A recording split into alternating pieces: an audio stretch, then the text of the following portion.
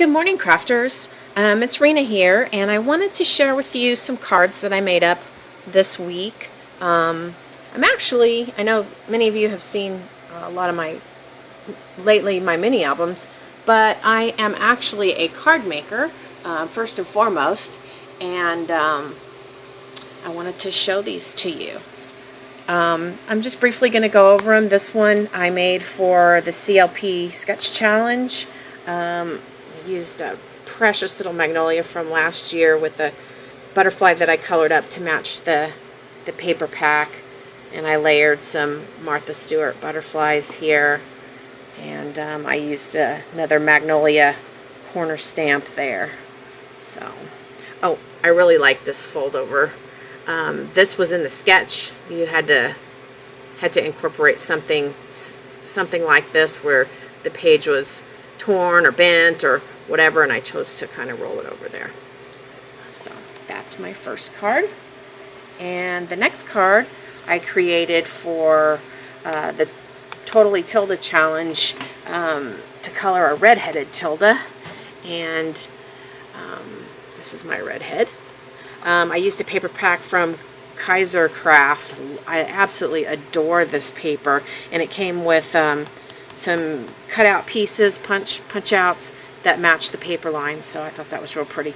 Tons of Wild Orchid Craft flowers. I almost always use Wild Orchid Craft, and a few primas in there, so that's that one. Now this one is definitely, as you can, I'm sure, already tell, not my style at all. This is for the Simply Magnolia design team that I'm on, and the challenge was Birds of a Feather, and the last card I made for this challenge DT project was a ballerina, and I used feathers. So this one I decided to use the bird, and actually the color scheme came from this little bird nest that I got quite a while back and was in my stash and had the blue eggs in it, and so I went with the blue and brown theme. So that's that card. Let me move on to this one, which I just finished this morning. I used a new stamp that I just ordered. I've seen so many gals use this stamp that I just had to have it.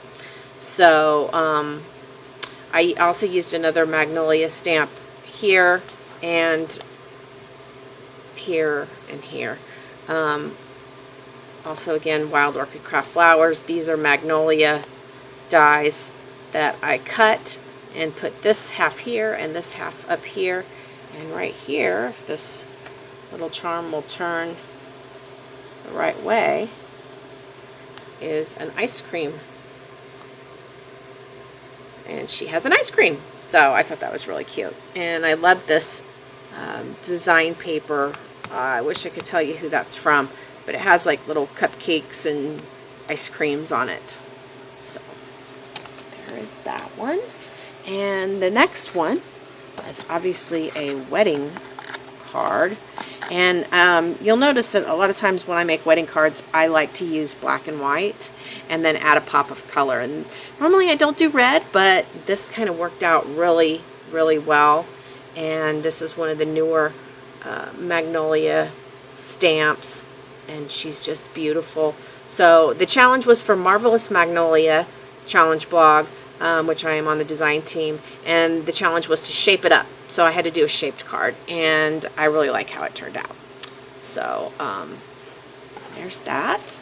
And then my last card I made for a guest spot that I was invited to at City Crafters, and I used the new Magnolia with 2 rosettes stamp. I used frontage behind her.